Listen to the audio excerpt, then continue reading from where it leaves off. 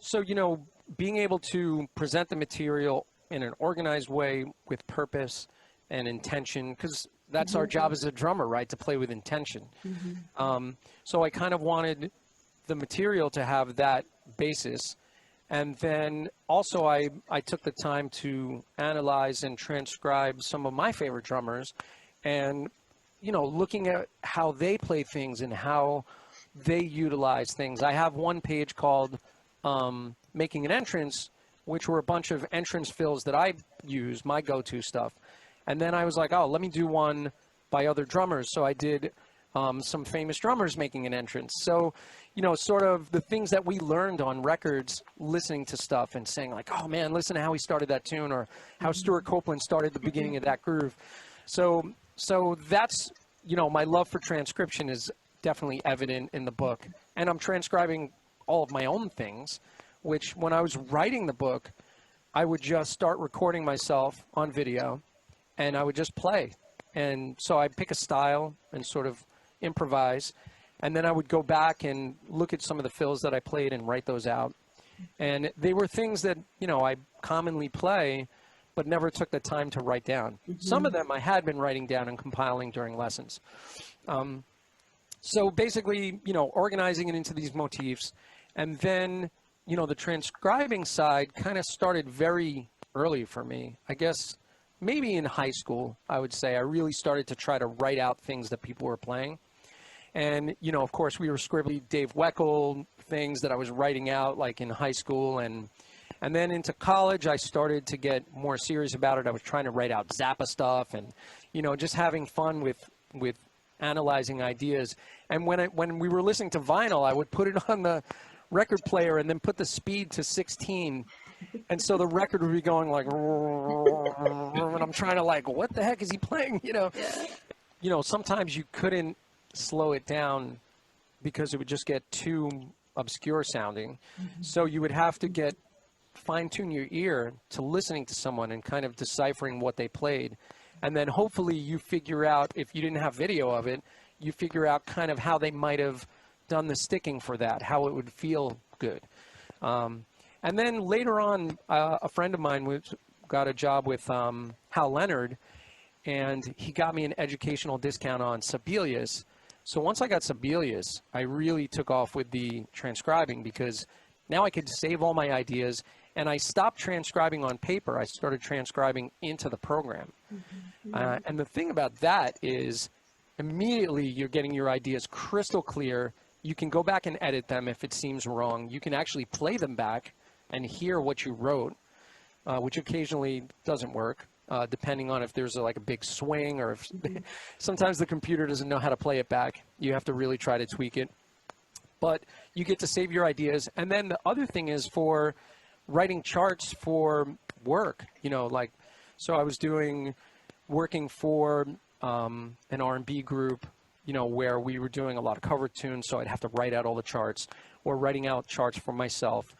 I did some show music where they would give you the piano score, and then I would have to come up with a drum book. So all this kind of stuff really added to learning that skill of being able to write out what I heard. And so kind of the book was a natural progression, I think, from all of that groundwork that I kind of laid with that. To listen, here's a fill and here's how someone plays it. It's one of the things that I think is so important is ear training.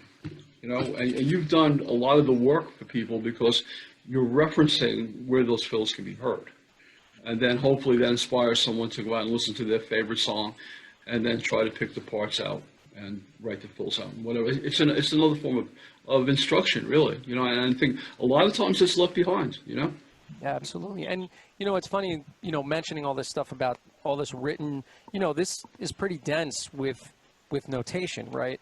Right. So if someone has never learned to read, and I've gotten this question from people, they go, well, I'm not really a strong reader. How am I supposed to do your book? So what I tell them is, first of all, get with a good instructor. And maybe along the way, you can start to learn a little bit of notation and work with that instructor on first learning it by ear. And then usually people that tell me, oh, I don't really want to learn how to read. I'm usually like, okay, no problem. And then little by little, I trick them into learning how to read, because you start writing down very simple things. And then they get it. And they're like, oh, wow, that makes sense. You know, it's like laid out so logically. And then little by little, they start to realize that you can deliver more information to them if they can read it, right? So we're able to, like this book, give somebody 165 pages of drum fills and deliver a lot of material. So it's sort of tricking them into learning that it's just a language. And if we learn the language, we're going to learn better and we're going to learn faster. Fun way to learn too, because they get excited by the fills. They're like, oh, that's really cool. Then you could start showing them the other things they need to know with the fills, like the rudiment that might be involved or the rhythm.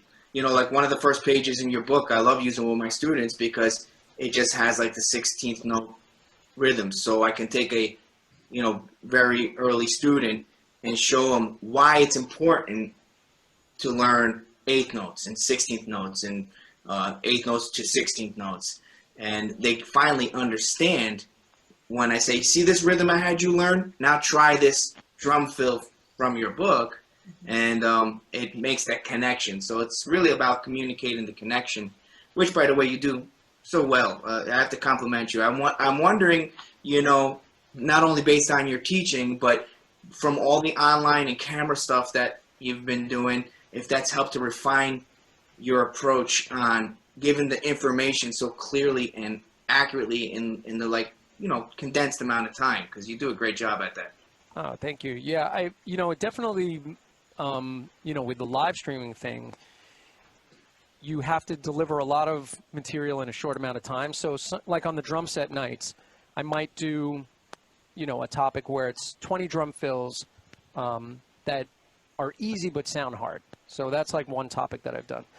So I have to be able to break all of those down within the hour and still chat with people and still goof around and, you know, have my personality there. But at the same time, I have to deliver these 20 drum fills. And usually I talk a lot. I run out of time by the, you know, by the end of the stream. I'm going like, oh no, I got 4 drum fills left and there's only 5 minutes, you know, and then I'm trying to jam them in. But you do, as, you know, when you live stream, now it's a show. It's a drum show. You're teaching, but you're sort of trying to keep things, I'm trying to keep my ums down to a minimum, you know, like I hear, streamline everything and condense it, and at the same time make it engaging, right, to the people that are watching. And so I find that I've definitely gotten better at it. I look back at my first live stream of the Filling in the Groove show that I do on Mondays. I look back at the first one, and I was kind of tripping over my words more, and it sort of got streamlined as I went along. Now I feel really comfortable and confident most of the time when I go up and do a topic. And it also depends how much preparation I've done. So if I wrote the topic a half hour before the show, I know it's going to be a bumpy night. But if I wrote it the day before or days before or even the morning before, and I'm really planning the show, the preparation really helps a lot. You know, see us really well, do some preparation. And I've also seen this in the people that I help do their live streams, like Stanton Moore and Scott Kettner. You know, I was producing his show. So every Tuesday night, you know, before we went live, we would check in and he would perhaps prepare all day. Or sometimes he was like, man, I really didn't get to do much today. And you'd see it would go a little bit bumpier that day, you know. So it's kind of an interesting thing. And it's our gig right now, right? It's like we're not out gigging, although fortunately I've gotten some gigs lately, but we're not really out playing that much. So my Monday night live stream is my gig, you know. So Like to actually play the drums. I mean, tell us a little bit about that, and also, how did you get into teaching? Okay, so as far as like starting drums, so I would say the initial thing, and I think this is for most kids, I think I had seen someone playing drums at a block party, and there was a band. And I was like, oh my God, look at that. What is that thing? You know, just like seeing a sparkly drum set. And I was just like, oh my God, I got to do that. So I think that planted the seed. And then there was also a couple of musicians that lived on my parents' block when I grew up. And I got to see them play it. And I was very young, at a very young age. and then probably seeing Don Kirshner's rock concert on TV and seeing, you know, bands. So I got kind of, the seed got planted pretty early about, wow, I definitely want to try drums. And then I think in 5th grade is when I started to take lessons. So my first teacher, he was kind of a nice guy, but he was rough, and he kind of made it not fun. And I quit. I didn't want to play. And it was, I think the only thing we had done at that point is played on a practice pad, but he was just so, like, abrasive. So I think that was sort of, okay, wow, this isn't working. I don't want to play drums. And then my mom was like, why don't we just get a different drum teacher? And I was like, okay. So she got this lunatic who, there are definitely, if there are any drummers from Brooklyn listening to this, they probably heard of Handsome Hal Parker. And Handsome Hal Parker was a funny guy, but he made it fun. And he taught me to read, taught me all my rudiments. He taught me how to play, you know, a Greek 7/8 when I was 11 years old. You know, like, he was teaching me club date rhythms, things that I could use as a drummer to get out and actually work eventually. So that's kind of how it began. And I mentioned this yesterday, but I just wanted to tell you how I found my first drum. So I didn't really have a drum set yet. I had a practice pad. And I was walking home from school, and there was a red sparkle bass drum in a tree branch, on a tree branch, and it had one head on it, no spurs, and it was in terrible shape. And I dragged this thing home, and I flipped it over, and I had some drumsticks, and I played on this bass drum, you know, on the one head, and I put it like a table on the floor, basically, because I didn't have any other way to use it. So I played on this bass drum for a while until my mom saw that I was actually serious and taking lessons. And eventually we took probably, I would say, my communion money and like some other birthday money, and we went and we bought a red sparkle Ludwig kit. So my first drum kit, I was, you know, really young, maybe 12 at that point. So a 24, 14, 18 with a Slingerland chrome snare drum. And there were no tom mounts, which I didn't know. I didn't know anything about drums. So we get the drum set home, and I'm like, what do I do with the tom-tom? What is, you know, so we had to go back to Sam Ash, which was on Coney Island Avenue in Brooklyn. Went back to Sam Ash, and they gave us a tom arm so I could put the tom in the bass drum. And I didn't have a hi-hat. It was just basically the 4 drums and 1 cymbal stand. And we found a cheap cymbal, and that was the start of that. Then I was hooked. That would come up. I had a little rock band when I was in junior high school. We played the Battle of the Bands, and we would play street fairs. There's a lot of street fairs in Brooklyn. And so, you know, started doing those kind of gigs. And then I got involved in regional theater, so I started playing drums for theater groups. And then that got really busy because the musical directors seemed to like what I did. And so I worked for a whole bunch of different musical directors doing regional theater, and that eventually ran to off-Broadway theater, and then eventually doing just getting on some sub lists, but on a couple of occasions. So like doing those kind of things, and then working in a little bit of big bands, working for Vinci Adano's Nighthawks for a little bit. And then I had a fusion group, and I was doing the fusion thing around New York City, playing like Vigionis and Dear Angry Squire and 55 Bar and all that stuff, and the old Village Gate. So I did that whole thing and, you know, tried to keep my feet in everything, you know, so playing jazz trios, playing rock bands, playing metal bands. I've done kind of everything. And as drummers, we kind of have to be chameleons. But I fell in love with recording along the way. And so I did some recording work very young and got to meet a lot of really incredible musicians on some sessions, like Willie and Kaz Silver and Ula Hedwig, like all these amazing session players, John Putnam. And so I got to do a bunch of that. And along the way, I really got interested in teaching because I just loved learning. So going to lessons at Drummers Collective, or, you know, when I was a kid studying with Handsome Hal, it just stuck with me. And I'll tell you something funny early on with teaching. I would finish my lesson with Hal, and I had 2 kids in the neighborhood that both couldn't get drum lessons. So they would come to me after my lesson, and then I would teach them what I learned. And then eventually I charged them $5 to do it. So it was like, all right, I finished my drum lesson. We were paying Hal at the time probably like $20. And then I would make $5 teaching these couple of kids in the neighborhood. And then I eventually, in my mom's basement, I set up a double practice pad station that I made with 2 pieces of rubber on a board with a music stand. And so we sat side by side and played practice pads. And that kind of started in my teens. And then once I got into college, I started driving to people's houses to teach, sort of doing it that way. And I built my first teaching studio in my mom's basement with 2 drum kits. And so I've kind of, ever since my teens, I've always taught. And then eventually just kind of kept building that practice. And now I have a pretty large roster of students. Hammers and stuff, I was into recording. So I had a little Tascam 4-track, as many of us had that cassette, Tascam 4-track. So I had that.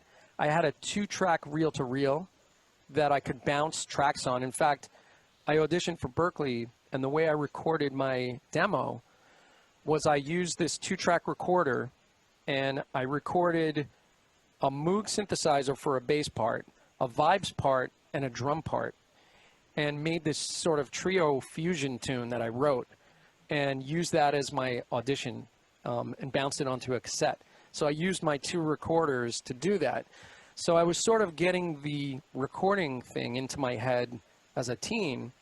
And I also got into sort of electronic, like, triggers and stuff on my drum kit because that was becoming kind of big at the time.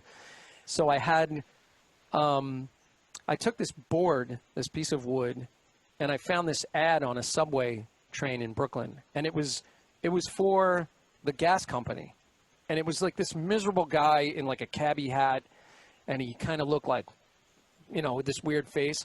So I took the ad and I mounted it on a piece of wood, and I put a trigger on it, and so I would trigger this ugly face from an ad as a clap sound on my drum kit. So if I wanted hand claps, I was hitting this guy's face. You know, playing around with technology, I think, was sort of a love, you know, young, and the triggers and getting into like Simmons pads, you know, watching Bill Bruford play with his King Crimson setup and stuff like that. So that's kind of how the electronics, you know, became an interest. And then I wanted to ask you, we talked about this yesterday too, and I found this really interesting. You were thinking about starting a blog or a master classes? Yeah, in fact, you know what's kind of funny? So, you know, I teach the technology stuff as well, right? So part of my teaching practice now has become, I have my drum students, I have Sibelius students, because I teach Sibelius for drummers. So if you're a horn player, don't call me, because I teach Sibelius with drummers in mind, because I know how to write drum music. So if you want to write like a 5-part horn arrangement, I'm not the guy. I mean, I can show you how to set it up, but I'm not a horn player, so it would probably not go well. So I would say I'll stick with my expertise. So I could teach Sibelius for drummers, not Finale, because I'm not on Finale, so I use Sibelius. And then on the technology thing, so I'll teach Sibelius, I'll teach basic stuff in Logic to help people start recording drums. So it's really Logic for drummers. And then, you know, I coach even some business skills, because for organizing your drum studio business, because a lot of teachers, you know, us as drummers, not everybody has sort of the business mind for it, and sort of organizing and using, like Bobby and I both use Music Teachers Helper. That's a really helpful program. But I also, social media skills and business skills for drummers.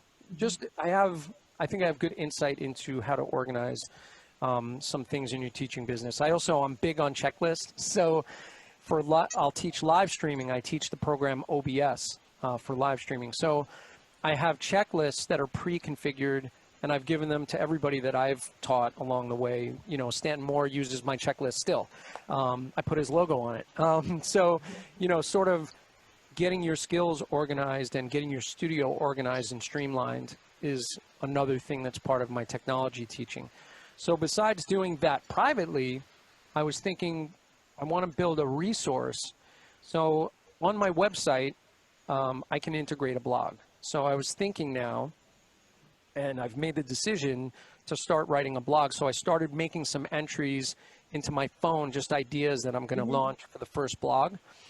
And I'm working on adding that to my website over the next week. And then basically I'll just start inviting all of my coaching students to come in, participate in the blog, and I'll start topics where I talk about a particular part of what we do, whether it be video capture or audio stuff. And then hopefully get people to engage in that and ask questions or come up with ideas, or, you know, we can all learn, we can all grow from it. So I figure a public platform on this stuff would be great. And doing it as a blog for now, as a written thing. And then I'm going to do some live streams that are completely dedicated to technology. So that's the next thing. And I've been planning that for a while. And I think I'm going to go through the various setups that you can do, because I've outlined setups for a boatload of people. And so where within the live stream, I'll be on just a webcam.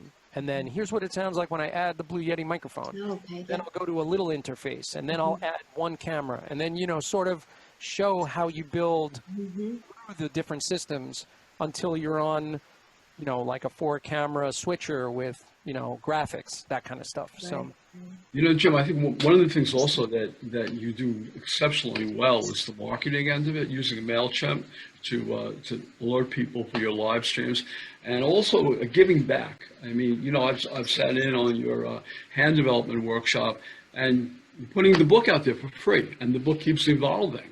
yeah. So, I mean, the greatest marketing tool I think ever is giving people something to engage them, a reason to come to your site, come to your live streams, and also to come to you as a teacher.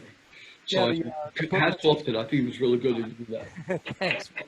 Yeah, that booklet's up to 72 pages, and now I have students, you know, I encourage students to write routines, and if the routine is relevant, I can put it in the booklet. We talked yesterday. Back. I mean, I think that with your live streams, I mean, they're excellent. I mean, I'm telling people to always like watch what you're doing there, and the book. I mean, gee, where would you get that for free? It's something that's constantly evolving, like every week, you know. So right. Yeah, eventually it'll be probably just an ebook or something. I don't know, unless I try to publish it. But for the moment, I've given away the first 70-something pages of it. So, but you know, all the material in there is drawn from different resources, stuff that I've obviously comes from my influences. But, you know, I learned from Tommy Great Hands thing, and Alan Dawson's rudimental ritual, and, you know, Dom's ideas, and, you know, all these different ideas that I've come across, Bruce Becker's ideas, and Klaus Hessler's ideas, and all these great people that have come before. And I've and I pay homage to it all the time. I constantly mention the mentors, you know, and Stick Control and Chafee Book, and I bring all these ideas in that have kind of shaped what I do. But the one thing that I'm trying to do is present material that not only helps develop your hands, but it's utilized on the drum kit. It's not, you're not doing an exercise for no apparent reason. You know, Exactly. you're going to have an end game. So, Right. yeah, taking a rudiment and orchestrating it on the kit, use it as a fill. Yeah. yeah, and phrasing. Looking around. So, you know, it's sort of, I've been putting a lot of focus on phrasing. So it's sort of, you know, here's this one rhythm that you have in your head. How many different ways can we take that and present it on the drum set? So play the rhythm, sing the rhythm, plug in some substitutions on that rhythm, right? So I have something called flam substitutions, where you take a melody and you substitute different flam rudiments for different durations. Like that, those kind of ideas where you're thinking more phrase-oriented, more musically. So hopefully it's... Inversions too, probably, right? Like paradiddle inversions, that type of thing? Yeah, inversions. And I've kind of made up some rudiments along the way, I think, that didn't really exist before. Like I do a whole even stroke rolls thing. So I have, for my rolls, I have 16 stroke roll, 14, 12, 8, 6 we already had, and 4. So those are some rolls that really don't exist in PAS literature or in modern rudimental literature. So I came up with these inverted even stroke rolls. So there's a system, and then you learn the system. And then I shot a whole thing. I have a whole video that I've yet to post of how to apply that entire system to the drum set in grooves and fills. So I try to tie it all together from the hand stuff into the drum set stuff. Right. Sounds like you're always tinkering with something, or always building something, or always in the progress of, you know, reinventing something based on everything that you've collected. I mention one more thing that, you know, before I forget. So just a couple of companies that I want to mention. So for one, my publisher, Wisdom Media, who's Don Famularo and Joe Bergamini's brainchild. So I want to mention those guys who, you know, got my book out there initially. So, and Alfred and Hudson for carrying the physical copy and the digital copy. I really appreciate Rob Wallace and for the work that he's been doing on getting all this digital stuff out. In fact, they're putting out the play-alongs as individual tracks, which is really cool. And also I want to mention Sabian Cymbals, because I've been a Sabian artist for a bunch of years and I love their stuff. And so, you know, back behind me on all my drum kits are all Sabian stuff. And, you know, anything you guys need, go check out their catalog of stuff. And if they don't have it, they'll make it for you. So it's pretty incredible. And also Offset Pedals, which I've been using for the last few years. So Offset Pedals, Dave Cubes's company, really great stuff from Offset. So I wanted to mention that. And also I want to mention Black Magic, who's making the 810 Mini Pro switchers. So I've been working with them, and so I really appreciate all these companies that support what I do, and want to make sure I mention them. And also the Sabian Education Network. If you're a drum teacher, sign up, follow. There's always great stuff. I'm a guest on their show tomorrow at 2 o'clock, so I'll see you over there talking more technology probably. But yeah, and thank you for having me.